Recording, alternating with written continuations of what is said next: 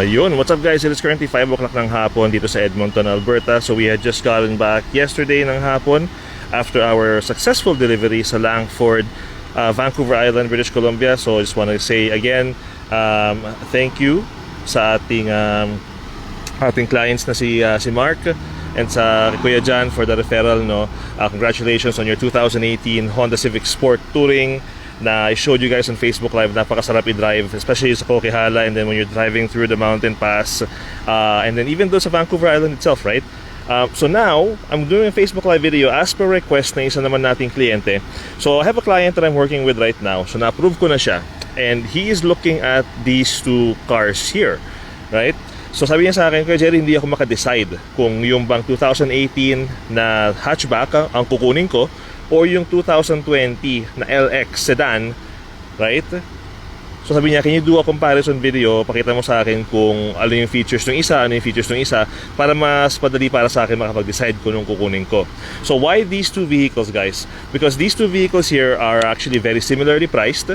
So sa case ng kliyente kong to, pasok sa approval niya, pasok sa bi-weekly budget niya, he's just deciding kung alin sa kanilang dalawa ang mas better, mas more value sa kanilang dalawa, kasi they're both completely different vehicles pero price point wise very similar sila.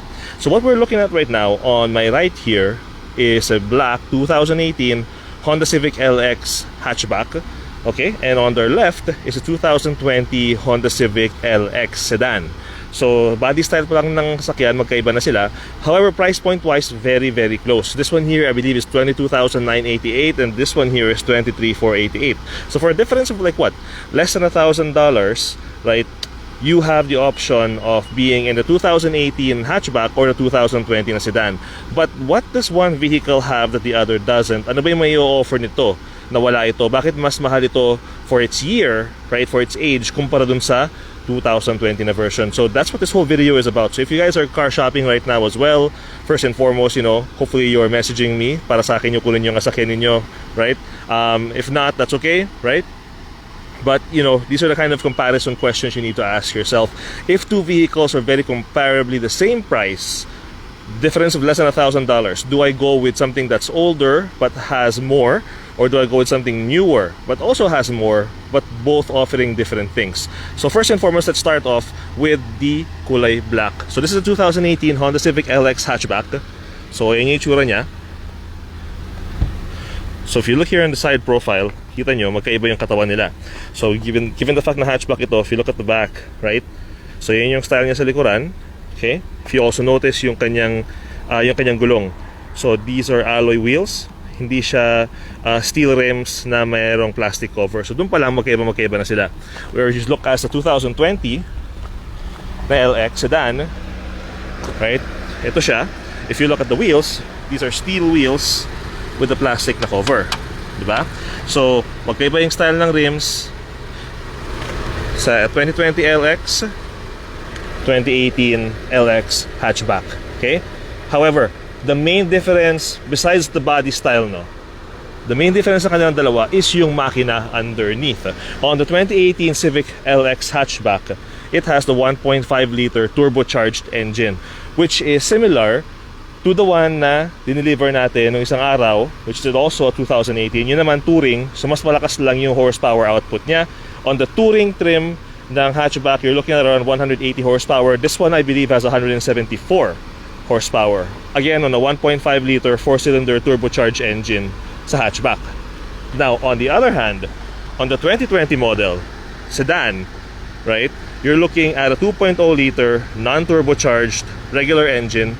Horsepower wise, I believe you're looking at around 159, right, if I remember correctly, no? So around those numbers. So the way that they both run, magkaiba. Okay? Now, that's not to say na hindi maganda yung sasakyan na to. Both of them are a lot of fun to drive. It depends kung where you're driving and what you perceive, what you think is a fun drive. Nung nakita nyo, nag-Facebook Live ako, no? When I was driving through the mountains, right? And even in sa Vancouver Island, you know, I had a lot of fun getting up to speed, getting up to 120 or more on the car that I was driving, which was a turbocharged hatchback na Civic sedan, right? Because to accelerate from a certain speed to get to the next level up, it's a lot more smoother sa opinion ko. It's a lot more easier on a vehicle na may turbocharger, which is this one here. Now, on the other hand, if you live in a city and most of your driving is city-based, sabihin natin Calgary, right? Calgary is very narrow ang downtown. Another one is Vancouver, very narrow ang downtown. If you find yourself that you're driving more in those kind of driving situations, then you're not gonna get as much fun out of driving a car na may turbocharger, kasi most of the traffic that you're gonna be encountering on a daily basis will be stop and go, right? Pedestrian, street light, liko dito, liko doon, right? So in that regard, having a turbocharged engine may not be as beneficial for you. It's just gonna feel like a regular daily drive lang. So dun naman, that would stand out on the Civic. If you don't need that feeling na, you know, you're feeling, yung parang feeling mo nagre-racing ka, or if you're not in a situation where you have to drive 120 consistently, 120 kilometers per hour consistently, right? Then the Civic is more in tune on what you need for the daily drive. Okay, so those are just my personal opinions, guys, having driven and sold vehicles like this over the years. Okay, so personally for me, for Sir Jerry, mas gusto ko yung turbo kasi mas fun siya to drive. Okay, but for a lot of people, having the regular 2.0 liter 4-cylinder engine on the sedan is a lot better, and it fulfills all of their needs. So magkakaiba tayo ng opinion. I'm just giving you my opinion and my advice. Okay? So, going back here on the 2018 model na to, one thing na meron tong sasakyan na to na wala yung kulay blue is the previous owner put 3M protection sa hood. So if you see there, ayan yung outline ng 3M tape, right? So hindi yan gas-gas, 3M tape yan. That tape helps protect yung hood niya from getting paint damage, right? Over rock chips or ano man. So the previous owner, pinalagyan ng 3M. And gaya nga sabi ko sa inyo guys palagi, di ba? If you can get into a vehicle that has all these extras na hindi mo kinakailangan bayaran, why not, di ba? And the 3M tape itself, I believe, is mga 699 for the application tsaka labor ng 3M tape, right? Whereas on the blue one, actually on the blue one, my mistake, it also has it. So the previous owner also put 3M tape dito sa blue. So they're both on equal footing, no? They both have the 3M tape protection on the hood. Again, courtesy of the previous owners who spent the money to put that there. Ang mag-benefit ngayon is yung mga kliyente ko na bibili ng sasakyan. So, they both have that. Now, here's the thing na wala ito na meron yun. Okay? If you notice here, guys, the windshield. It's a plain windshield on the 2018 Civic LX Turbo. And the reason for that is back then, in 2018, okay, Honda sensing technology, yung Honda Safety Sense, was an optional feature, optional add-on siya, which normally you would find on the higher trim levels, like Touring, for example, yung drive nating Touring sa puntang Vancouver the other day. Meron yun, right? On this one here, on this LX model, wala siyang Honda Safety Sense. While on the blue one, since this is a 2020 model, 2020 models, starting from the LX all the way to the Touring, lahat ng trim levels ng Civic meron ng Honda Safety Sense. So if you notice, yung windshield has that camera na. So that camera is part of the Honda Safety Sense technology. So ano ba yung Honda Safety Sense technology? Okay, let's go here to 2020 model so I can show you. So on a 2020 model, yung components, hinahanap ko lang yung aircon. Yung components ng Honda Lane Watch or Honda Safety Sense is the collision mitigation braking system, lane departure warning, okay? And yung kanyang adaptive cruise control.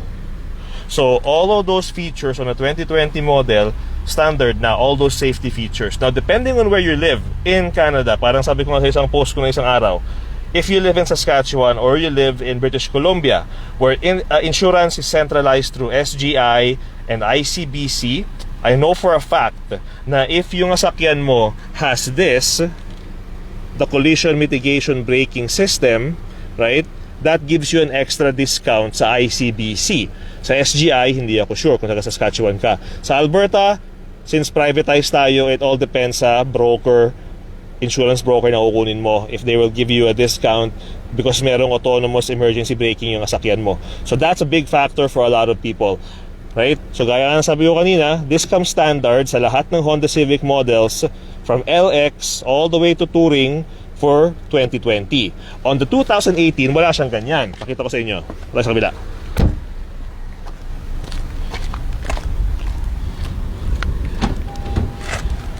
So if you notice, on the 2018 model, wala siya. There's buttons for those features kasi optional siya. But it only has the traction control button here. Wala yung lane departure warning, wala yung collision mitigation braking system. So again, that is a big factor depending on the buyer kung mahalaga sa kanila yun. And para sabi ko, depende sa province, right? Certain provinces have certain discounts sa insurance para doon. So if you notice here, sa steering wheel ng 2018 LX, wala din siya. Walang adaptive cruise control. There's regular cruise control, but walang adaptive cruise control. Otherwise, if you look at the front ng sasakyan, very similar sila, di ba? Noong 2020. Magkamukha lang yung interior ng sasakyan.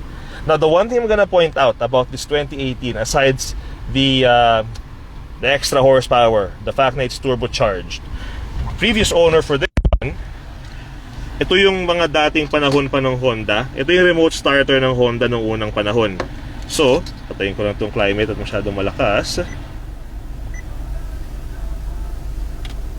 So if you notice here, yung previous owner, pinalagyan niya ng, I believe this is the remote starter back then, na separate. Kasi on the LX trim level ng Civic, wala pong built-in na remote starter. The remote starter na built-in sa Honda starts on the EX trim. Yun yung push button. On the LX, wala siya. Disusi lang sila pareho. Pero ito, the previous owner put the remote starter. Okay, so again, parang sabi ko nga, depending on where you live, you may or may not get as much use out of the remote starter. For us who live here in Western Canada, malaking bagay yung may remote starter. For somebody who lives on, you know, in British Columbia, where you don't really get as much winter or as much snow, maybe you're not gonna get as much use para sa remote starter. But I do have to point out that this unit has it, and again, it's still an extra na the new owner, the new buyer, did not have to pay for. So that's one extra na meron itong sasakyan na to kumpara dun sa 2020. So looks wise naman, if you see here, no? So same setup, it has the Econ button as well, it has the heated seats sa harapan, diba? It has the backup camera as well. So ayan siya. Going naman sa passenger side, guys. Since it is a hatchback, it's gonna be different ang setup. So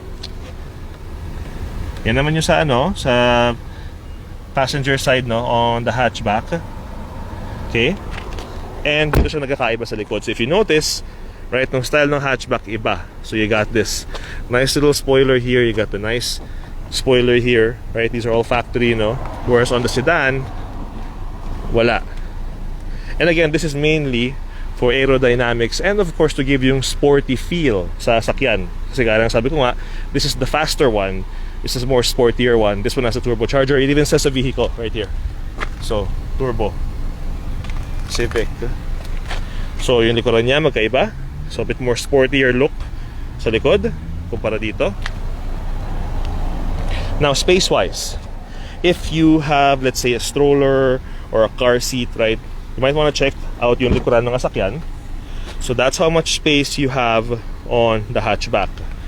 So, if you notice there, it's not really too much, right? It can still fit a stroller, don't get me wrong. If yung malaking stroller, pag pinold mo siya, kasya pa rin siya dito, right? Groceries and all that stuff, kasya pa rin naman siya. Now, looking at the sedan, kailangan pa lang i-unlock to sa loob. Teka lang.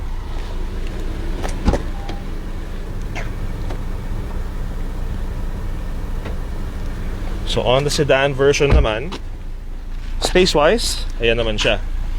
Oh, as an extra bonus right there, yung previous owner left yung rubber mats for the vehicle. So that's an extra bonus sa 2020 na sa Civic sedan, no? It has the rubber mats. And gaya nga sabi ko, guys, these are not standard. It doesn't come free from the factory. You have to buy these. These are like $200 for a set of like 4 of them. So this on the blue Civic, LX 2020 has it. So if you notice yung space, no, difference ng space, tingnan nyo, diba? So yun yung sa loob ng sedan. Ito yung sa hatchback. This extends all the way to the top like that, yung likuran niya. Okay? Whereas yung sedan, yan lang. So whether or not this is a big factor for your life, tignan mo. Okay? I think it's actually nice that it extends all the way up like that, no? Like if you have kids or maybe yourself, you wanna hang out, park ka sa, especially now, sa panahon ng COVID, right? Nakita niyo yung post ko kanina, yung pickup truck, naglagay sila ng patio set sa likuran para lang makakain sila sa labas. Do the same thing with this one here, right? Park somewhere nice, right? Open the hatch, lift it up like this. Sit here in the back, by yourself, with your girl, with your guy. Chill, diyan kayo mag-date. That works, right? Improvise, adapt, overcome. Sabi nga, on the sedan, you can't really do that, right? So like that's it. It's just, you know, a regular door sa sedan na ganyan. Okay? So extra bonus is yung mats. Dito extra bonus is yung extra height nung pagkaka-open ng hatchback. And I guess a little bit more extra space if you think about it that way, right? Napunta naman tayo sa sedan. So yun yung kanyang backup camera. Very nice color blue. So ito naman yung passenger side niya. So if you look here, it does feel like it is more spacious for a passenger here sa likuran kumpara dun sa hatchback. So this might be a big factor if maybe you have a baby, you have a car seat, right? It feels bigger kumpara dito.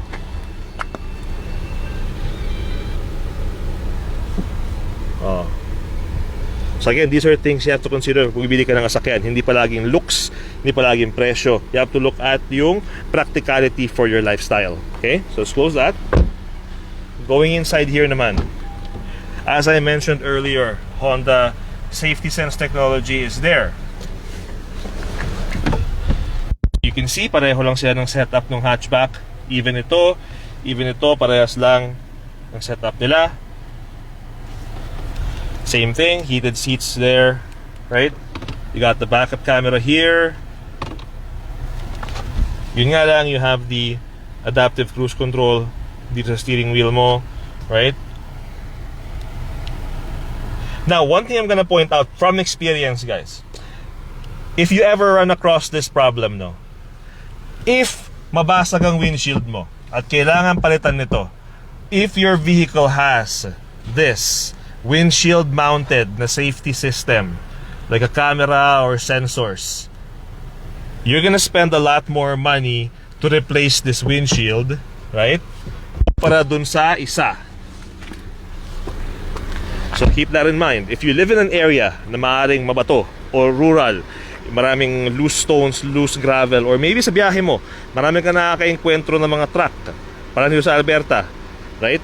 There's rock chips flying everywhere.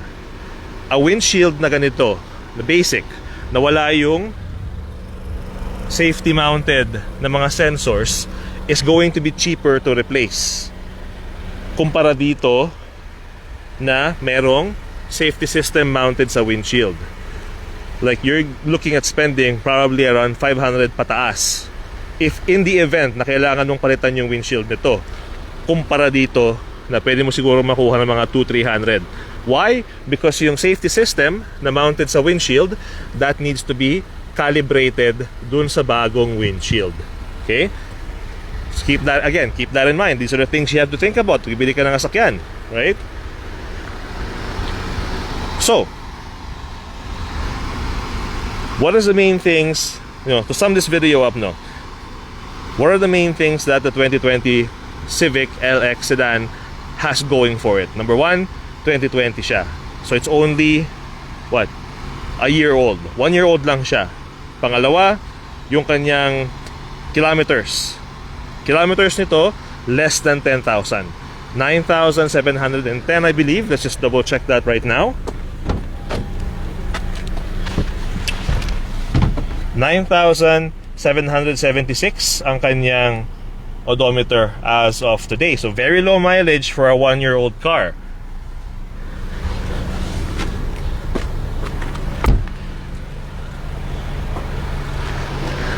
Main selling point nito is has the Honda Safety Sense technology, so adaptive cruise control, lane departure warning, and the collision mitigation braking system. Okay? One previous owner as well, and clean Carfax. Now, on the 2018 naman, ano yung main selling points ng 2018 na hatchback? Right? Well, for starters, sa 2018 hatchback, parang sabi ko kanina, it has a turbocharged engine, a lot faster, right? This one does not have yung Honda Safety Sense technology, right? But it does have yung alloy wheels. It's got a nice alloy wheels. Mileage wise, for a 2018 model, it is actually very low mileage. So as of today, 35,567 kilometers lang ang tinakbo niya. Again, same thing, one previous owner for both of them, guys.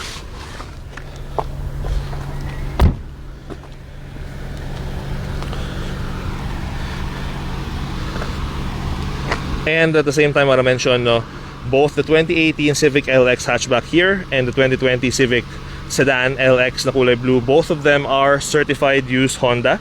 So that means yung powertrain warranty nila gets extended. This one here gets extended until 2025, I believe. And then the blue one, yung kanyang certified use status, yung kanyang powertrain warranty gets extended all the way to 2027. So just a quick recap, ano ba yung powertrain warranty? That's the factory warranty na galing from Honda Canada. Ang covered niyan is yung drivetrain ng sasakyan, yung engine niya, tsaka yung transmission. So the most expensive stuff to replace covered ng powertrain warranty. So both vehicles have the certified used Honda powertrain warranty, extended powertrain warranty. So it's really gonna be up to him kung anong pipiliin niya. Kayo, what do you guys think? If you were in the choice, anong pipiliin mo sa kanilang dalawa? Would you pick yung 2018 na Civic hatchback, right? Because it has a turbocharger and it's a lot more responsive, a lot more peppy, a lot more fun to drive? Or would you pick yung 2020 na blue LX sedan kasi it has the Honda Safety Sense technology? Again, parang sabi ko nga, both are very similarly priced. This one here is $22,988, the blue one is $23,488, not even a difference of $1,000. So that's why I said it's gonna be a matter of preference na kung ano lang kukunin niya. So para sa kliyente kong to, either unit na kukunin niya, he's looking at around less than 200 bi-weekly, right? Nasa mga 170 range, 180, between 170 and 180 bi-weekly, no? So he's just gonna be deciding kung alin sa kanilang dalawa. And if he can't decide, if any of you guys are interested out there in any of these units, in either of these two units, just let me know and let's get you pre-approved. But yeah, so that's my quick comparison video for my client who requested it, between the 2018 Honda Civic LX hatchback turbo versus the 2020 Honda Civic LX sedan.